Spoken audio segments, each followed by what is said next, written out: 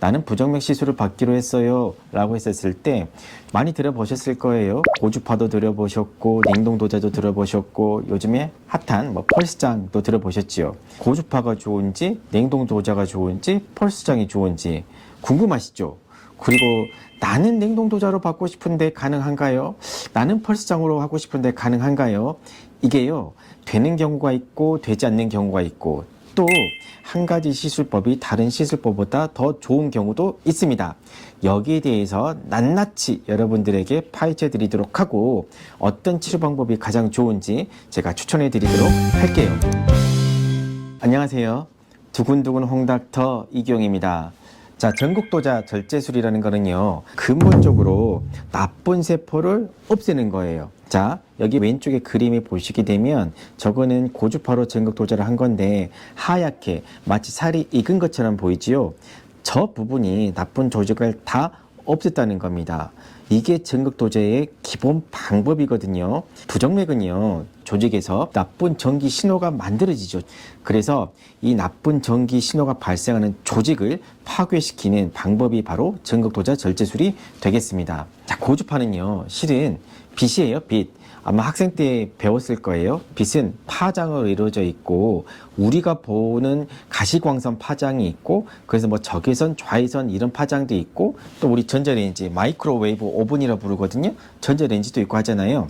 그런데 이 빛의 파장 중에서요 300에서 1000kHz에 해당하는 영역이 있습니다.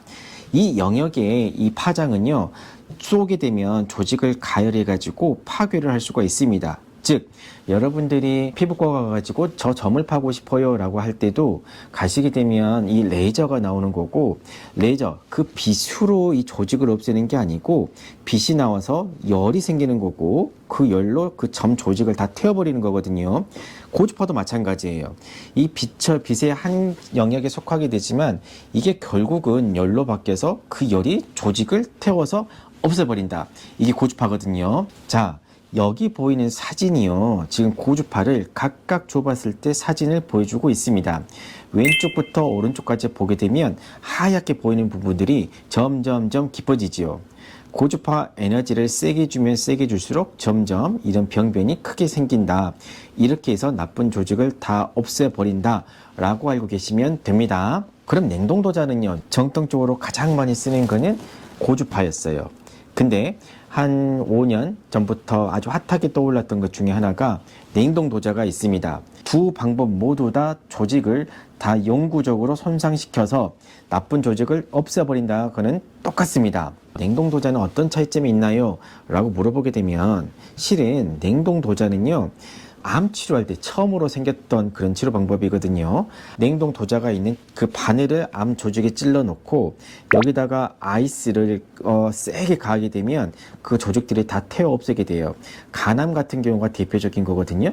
이거를 그대로 응용해갖고 온 게 냉동 도자, 심장의 냉동 도자입니다. 즉, 이 냉동 안에다가요, 이 풍선 안에다가 액화질소를 집어넣게 되고 액화질소로 마이너스 70도까지 뚝 떨어뜨리게 되고 그러면서 그 조직들을, 주변에 있는 조직들을 다 영구적으로 파괴시켜버리는 시술, 이게 바로 냉동도자 시술이 되겠습니다. 여기 보이시는 거는요, 냉동도자가 왼쪽에 보이는 그림처럼 이게 동그란 풍선이에요. 저 안에 액화질소가 들어가는 거고, 액화질소가 들어가게 되면 흔히 우리 조직들 신속동결 음식도 그런 거 있잖아요. 신속동결 음식 그 라면의 스프 같은 경우도 마찬가지죠. 그래서 저기에 액화질소가 들어가서 영하 70도로 얼려버리게 되면 바로 그 주변에 있는 조직들이 다 얼어버리게 돼요.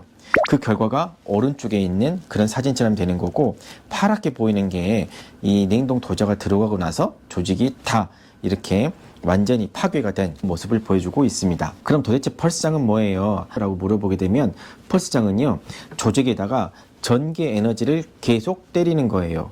쉽게 생각하시면 우리가 CPR 할 때, 심폐소생술 할 때 가슴에다가 전기 충격을 꽝 주잖아요. 그것도 일종의 전기장인데 이게 이 조그마한 데서 계속 전기장을 세포에다 통통통통통통 쏘는 거예요. 그럼 어떤 일이 벌어지느냐? 세포에다가 계속 이렇게 전기장을 쏘게 되면 세포막이 이렇게 있다가 빵 터져버리게 돼요. 세포막이 빵 터져버리게 되면 세포막 안에 있던 물질들이 다 밖으로 나오게 되겠죠. 그런 식으로 세포를 다 이런 식으로 손상을 시키는 거예요. 인위적으로 죽이는 거예요. 그래서 빵 터뜨려 버린다라는 게 바로 펄스장 시술이 되겠습니다. 그러면 이 세 개를 이제 한꺼번에 놓고 우리가 비교를 한번 해볼게요. 고주파, 냉동도자, 펄스장. 고주파라는 거는요, 저기 왼쪽 위에 보이는 그림처럼 끝에서 저 도자 끝에서 열이 막 발생을 하게 돼요. 고주파가 나가면서 열이 발생하는 거고 한 땀 한 땀 한 땀 이런 식으로 돌려가면서 이 시술을 하게 됩니다. 마치 장인이 한 땀 한 땀 옷을 짓듯이 이런 식으로 우리가 병변을 만들면서 이 뺑글 돌려가지고 조직들을 다 죽이는 그런 방법이 되겠습니다. 그럼 냉동도자는요, 냉동도자는 동그랗지요, 풍선이잖아요. 그러면 이 풍선이면 조직 사이에 구멍에다 집어넣고 한 방에 이걸 얼려가지고 이 주변을 싹 죽여서 없애버릴 수가 있어요. 이게 냉동도자예요. 그래서 원샷 원킬 방법이라 부르는 거고, 그럼 펄스장은요 마찬가지예요. 펄스장도 카테터가 이런 식으로 이 바스켓 주머니처럼 생겼거든요. 주머니가 이런 식으로 혈관 안에 들어가 가지고 한꺼번에 뺑글 돌아가면서 전기장을 빵빵빵빵빵빵 쏜단 말이에요. 그렇게 해가지고 조직을 죽이게 되거든요. 그래서 펄스장도 어찌 보면 원샷 원킬이에요. 여기서 힌트를 얻으셨죠. 고주파는 한 땀 한 땀 한 땀 하다 보니까 시간이 오래 걸리겠죠. 냉동도자하고 펄스장은 한꺼번에 이 에너지를 꽝 주게 되니까 시술 시간이 엄청나게 짧아지겠죠. 그러면 당연히 고주파가 좋은 거 아니에요? 반대로 당연히 냉동도자나 펄스장이 좋은 거 아니에요? 라고 하실 수가 있겠지요. 안 그래요? 그 방법들에 대해서 왜 그런지 한번 알아보도록 할게요. 자, 먼저 고주파에 대해서 알아보도록 할게요.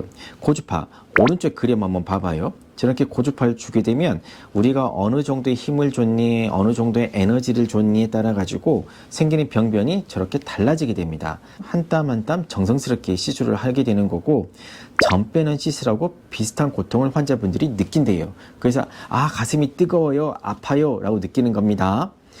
이 고주파 시술의 장점은요, 원하는 만큼 충분하게 내가 조절해서 할 수가 있어요. 시술자가 어느 정도 시간으로 할래, 온도는 어느 정도로 할래. 마치 우리 수동차를 운전을 하게 되면 제가 마음대로 조정을 할 수 있잖아요. 고성능 차들 보면 마찬가지로 고주파도 내가 원하는 만큼 제가 원하는 대로 시술할 수가 있습니다. 또 고주파의 장점이 이 카테터 자체가 되게 가늘어요. 철사 같아가지고 끝이 뭉툭한 이 철사입니다. 좀 두꺼운 철사. 이게 깊은 조직까지 쑥 들어가서 나는 저기 깊은 곳에 있는 조직을 없애고 싶어요 라고 할 때 쓸 수 있는 게 바로 고주파입니다. 또 고주파 시술의 장점은요, 딱 원하는 부위만 콕 집어서 시술이 가능합니다. 좋지요. 나머지 이 냉동도자나 펄스장은 한꺼번에 여기를 다 할 수밖에 없는 건데, 여기 고주파는요 딱 그 부분만 할 수가 있단 말이에요. 엄청난 장점이란 말입니다. 단점이 있어요. 한 땀 한 땀 한 땀 하다 보니까 시술 시간이 길어요. 이게 고주파 시술입니다. 그럼 냉동도자는 뭐냐? 냉동도자는요, 얼려서 조직을 없애는 거고 풍선이기 때문에 갖다 대놓고 원샷 원킬하는 방법이 바로 냉동도자입니다. 환자분들이 느낄 때는요, 간혹 저희가 차가운 아이스크림을 꿀떡 삼키면 속이 엄청 차갑고 아플 때 있잖아요. 얼음을 막 우걱우걱 씹었을 때도 막 차가울 때가 있잖아요. 그 느낌을 받습니다. 자, 이 냉동도자는 원샷 원킬을 하기 때문에 시술 시간이 매우 빨라요. 아주 큰 장점입니다. 근데 단점이 있어요. 이게요, 내가 다 안 하고 싶고 이 손바닥이 있으면 손바닥에 일부만 시술을 하고 싶단 말이에요. 이게 불가능해요.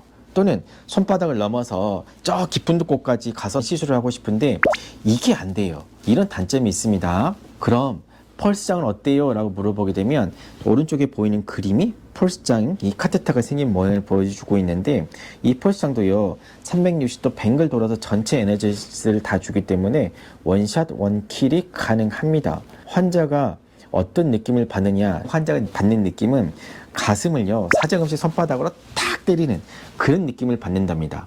이게 펄스장을 했었을 때 환자가 느끼는 고통이에요. 펄스장도요, 원샷 원킬이기 때문에 시간이 매우 빨라요. 그리고요, 부작용이 가장 적다고 알려져 있어요. 근데 이 펄스장이 다 좋을 것 같잖아요. 근데요, 딱 원하는 만큼 콕 집어서 시술이 불가능해요. 넓은 부위에서 나는 손바닥 끝털이 여기만 하고 싶어 라고 했을 때 불가능해요. 깊은 곳 시술 역시 불가능합니다. 지금까지 제가 3가지 시술법의 차이점에 대해서 말씀을 드렸는데요. 이 다음부터는 그런 각각의 시술이 누구한테 좋은지 한번 알려드리도록 할게요. 다음 시간에 봐요.